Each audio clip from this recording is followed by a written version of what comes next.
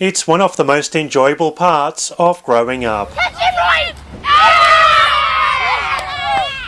From the battle lines off the backyard to the suburban oval, the sports paddock has long served as a classroom of its own accord, whereby having fun is the overarching lesson of the day.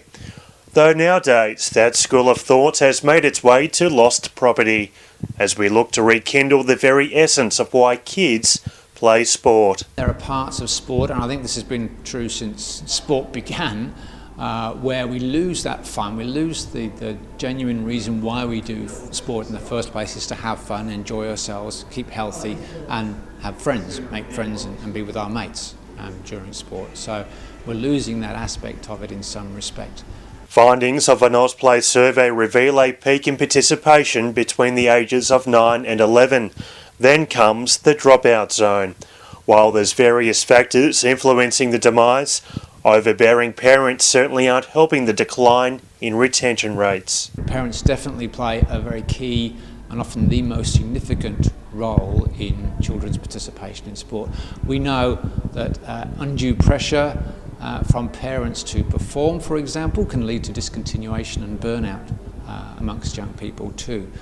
So there's no doubt that parents play an absolutely critical role in the enjoyment and the lasting effect that sport can have on young people. Peter Downs oversees Play by the Rules, a unique sporting organisation comprising of 19 different federal and state government agencies.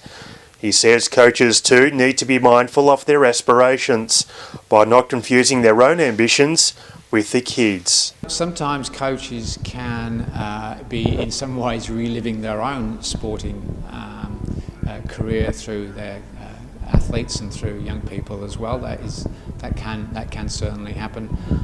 It's important to remember for coaches, I think it's important to remember for coaches that the kids are there, it's their sport, it's their experience, it's not yours as a coach.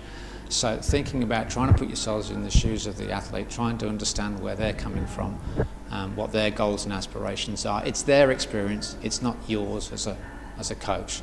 With game plans rivaling elite sporting teams along with dreams of producing superstars, some coaches are indeed forgetting the very merits of participation. Then of course comes the focus on this, the scoreboard. Winning is a part of sport, no doubt about that across all levels, but certainly at a young age to instill that really strong sense of winning is really not a very positive thing for a lot of young people. It's the fact that they're enjoying. In fact, it's not the ambition of many young people. A little bit of research does tell us that young people play to be with their mates and to have fun are the two things that they play for. It's not necessarily to win.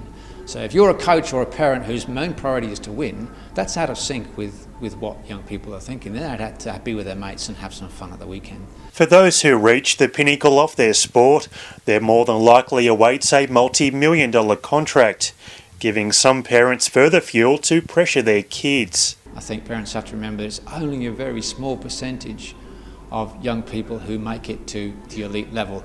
Nothing wrong with having those expectations and motivations for sure, but it's really a very small number, and you really need to go back to basics, enjoy the sport first and foremost and see what happens. Sportsmanship, discipline, leadership, teamwork and friendship are just some of the valuable life lessons developed through playing sport, though perhaps the biggest life lesson could well be reserved for parents and coaches, a take-home message of let kids be kids.